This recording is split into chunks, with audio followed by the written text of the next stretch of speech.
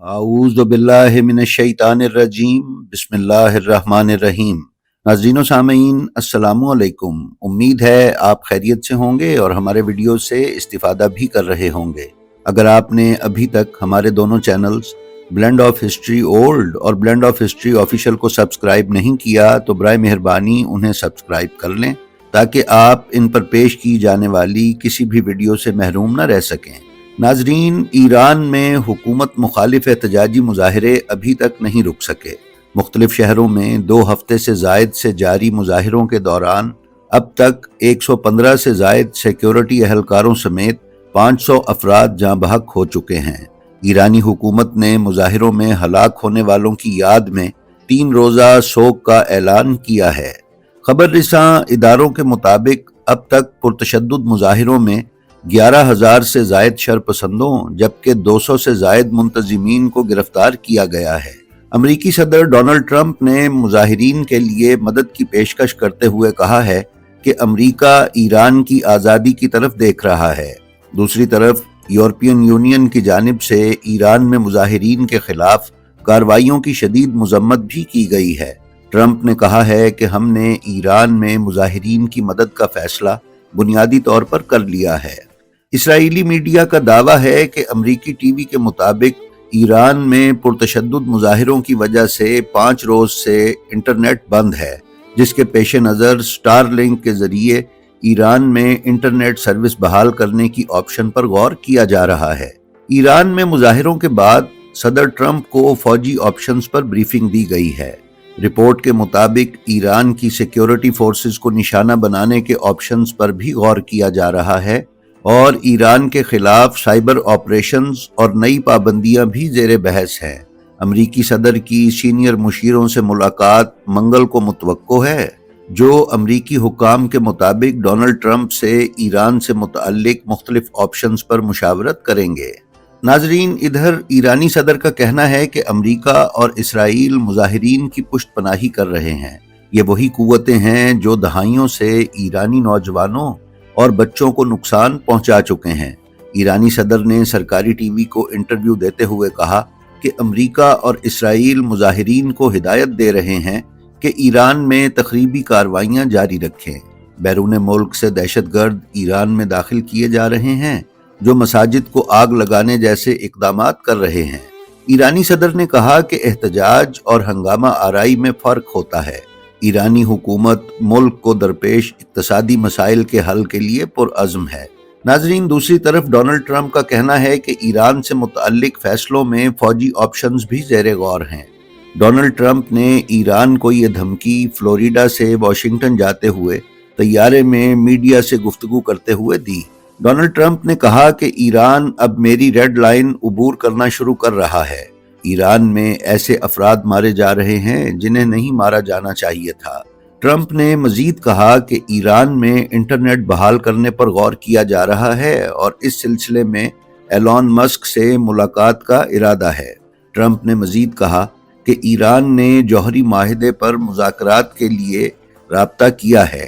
ایران مذاکرات کرنا چاہتا ہے، اس لیے ملاقات کا انتظام کیا جا رہا ہے۔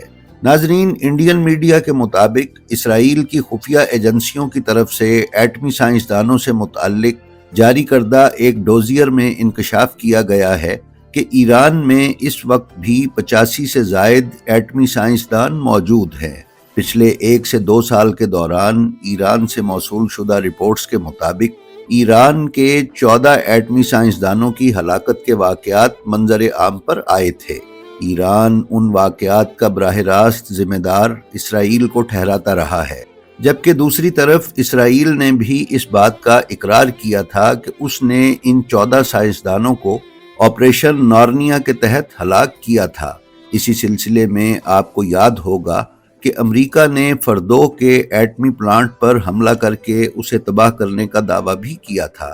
انڈین میڈیا کے مطابق اسرائیل نے ان 85 سائنسدانوں کو مختلف مقامات پر ٹارگٹ کر کے ہلاک کرنے کا منصوبہ بنایا ہے اور اس پر کام بھی شروع کر دیا ہے۔ ناظرین، اس وقت ایران کے تمام 31 صوبوں میں بظاہر معاشی اصلاحات کے لیے مظاہرے کیے جا رہے ہیں۔ ان مظاہروں میں دونوں طرف سے اسلحے کا استعمال کیا جا رہا ہے۔ مظاہرین میں سے کچھ لوگ جدید اسلحے کا استعمال کر رہے ہیں، جبکہ یہ مسلمہ ہے کہ ایران کے قوانین کے مطابق عام شہریوں کو اسلحہ رکھنے کی اجازت نہیں ہے۔ اس کے علاوہ ایرانی جتنے مرضی پرتشدد ہوں، لیکن ان سے مساجد اور مقدس مقامات کی توہین کی توقع نہیں کی جا سکتی۔ اب تک کی اطلاعات کے مطابق ایران بھر میں 24 مساجد کو نذر آتش کیا گیا ہے، جبکہ صوبہ خوزستان کے شہر دیزفل میں امام موسیٰ کاظم علیہ السلام کے فرزند اور امام علی رضا علیہ السلام کے بھائی امام زادہ سید محمد سبز قبا کے روضے اور ضریح مقدس کو بھی نذر آتش کیا گیا ہے۔ پچھلے کچھ سالوں میں ایران میں بڑے پیمانے پر بار بار ان مظاہروں کا ہونا باعث تشویش ہے۔ واضح طور پر نظر آنا شروع ہو گیا ہے کہ ایرانی معاشرہ دو طرح کی سوچ، دو طرح کے نظریات اور دو مختلف ترجیحات لے کر چل رہا ہے۔ ایک طبقہ وہ ہے جو مذہب کے مطابق زندگی گزارنا چاہتا ہے، جبکہ دوسرا طبقہ وہ ہے جو ہر طرح کی آزادی کا خواہش مند ہے۔ ایران میں 2 ہفتے پہلے شروع ہونے والے مظاہرے اور احتجاج ایرانی کرنسی کے مقابلے میں ڈالر کی بڑھتی ہوئی قدر کے خلاف شروع ہوئے تھے، جنہوں نے ملک گیر خونی فسادات کی شکل اختیار کر لی۔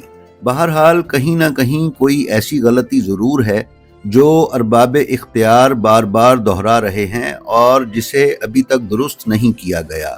ایرانی عوام کے لیے روزگار اور روزی روٹی کے حصول کے مسائل شدید سے شدید تر ہوتے چلے جا رہے ہیں۔ بہت عرصے سے ایران پر جاری پابندیوں کی وجہ سے معاشی صورتحال ابتر ہے۔ ماہرین کا کہنا ہے کہ یہ بحران معاشی سے زیادہ نئی نسل کی شناخت کا ہے۔ مذہبی طبقہ عوام کو سب سے پہلے شیعہ اور پھر ایرانی ہونے پر زور دیتا ہے، جبکہ ایرانی خصوصاً نئی نسل اپنی ایرانی شناخت کے حصول کی جد و جہد میں سرگرداں ہے۔ نئی نسل کے نزدیک وہ سب سے پہلے ایرانی ہیں اور بعد میں شیعہ ہیں۔ اس کے علاوہ نئی نسل ایک جدید معاشرہ چاہتی ہے جس میں انہیں آزادی اظہار رائے اور اپنی مرضی سے زندگی گزارنے کی سہولت میسر ہو۔ حالیہ مظاہرے کہاں تک جاتے ہیں اور ان کا اختتام کب ہوگا، یہ کچھ نہیں کہا جا سکتا، لیکن میڈیا اور سوشل میڈیا پر نظر ڈالی جائے تو ایسا محسوس ہوتا ہے کہ سارا ایران اس وقت تباہ و برباد ہو چکا ہے اور حکومت بس گرنے ہی والی ہے، اور یہ مظاہرے مہنگائی کے خلاف نہیں بلکہ رجیم چینج کے لیے ہیں۔ ناظرین، ایران کے رہبر معظم سید علی خامنائی نے اپنی حالیہ تقریروں اور بیانات میں ایران میں جاری اقتصادی بحران کو تسلیم کرتے ہوئے ایرانی عوام کو تسلی دی ہے کہ ایرانی حکومت تمام تر پابندیوں کے باوجود ایرانی عوام کی معاشی حالت بہتر بنانے میں کوئی کسر نہیں چھوڑے گی، اور اس کے لیے ایران کے تمام تر وسائل بروئے کار لائے جائیں گے۔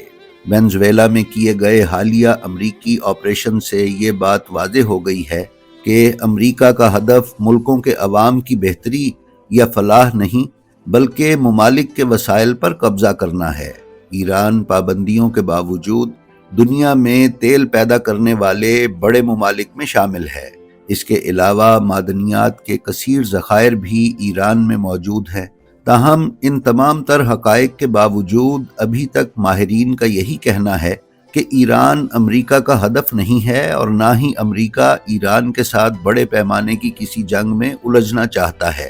وہ صرف اسرائیل کے کہنے پر اور اس کے مفادات کو تحفظ دینے کی غرض سے ایران کی مخالفت کرتا ہے۔